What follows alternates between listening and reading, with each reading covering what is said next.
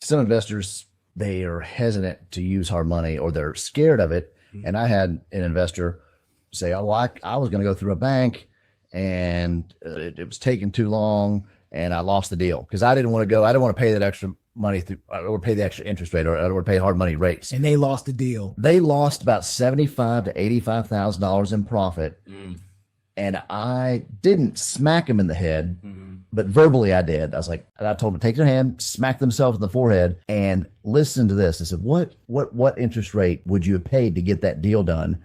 How long would you have paid interest to make 85,000? Right. He goes, figured out all about 7 years.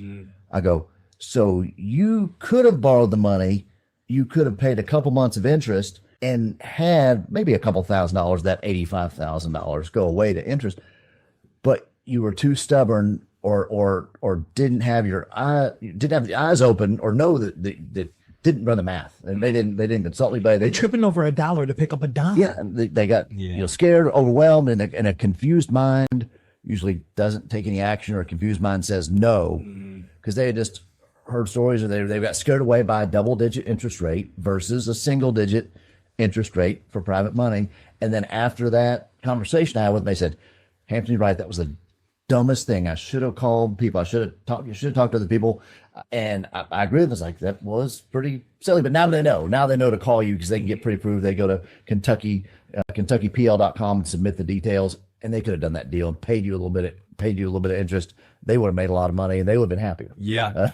Yeah, we see that a lot. People do get hung up on it. I mean, admittedly, when I first was meeting with my business partners and just having conversations about starting Kentucky Private Lending, not having the exposure to hard money coming from the banking world, that was something to me. I was like, do people pay that? Like, is that a thing? But, as I got more exposed to, the real estate investing world and realized that, I think you just have to overcome that hurdle because you're right. If you're dealing with, like, our average loan amount's about 150,000. So you're dealing in those loan amounts, you're kind of splitting hairs, even if you're, nickel and diming over a point here, a point there on origination or interest, because in the grand scheme of things, it's not much.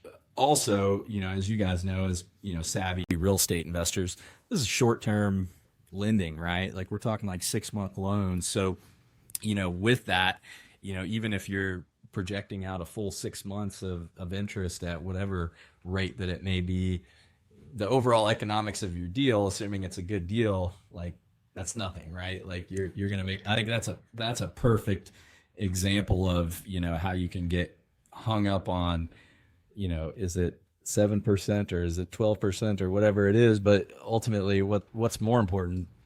Am I gonna make $80,000 or am I gonna make $0 because I lose the deal? But yeah, we definitely see that, and the approach I take with it, kind of back to your other question about when shouldn't you use us, we're always very upfront with people as well. Like, our goal with our clients is not just to fund the deal at hand, but also provide whatever guidance we can outside of that specific deal. So, a lot of times, like, one example that comes to mind, a lot of people approach us with, like, new construction projects, and especially if it's a new construction project that they're going to hang on to in some form or fashion, that's where we'll kind of lean on our experience in the banking world and the connections that we still have to say, well, hey, would this be better suited for, like, a more traditional construction to perm financing? Obviously we love to do deals. That's what we do. But if we can set you up with another lender that's going to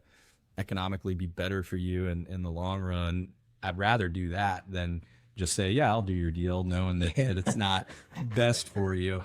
Yeah, because it reminds me of a call I made to you about wanting to go build a house. Yeah. We were trying to build, like, a small development in an area. And I said, hey, man, you do this. You were like, well, I'm not really all that sure. Yeah. You got to have your stuff together. You better have it really together.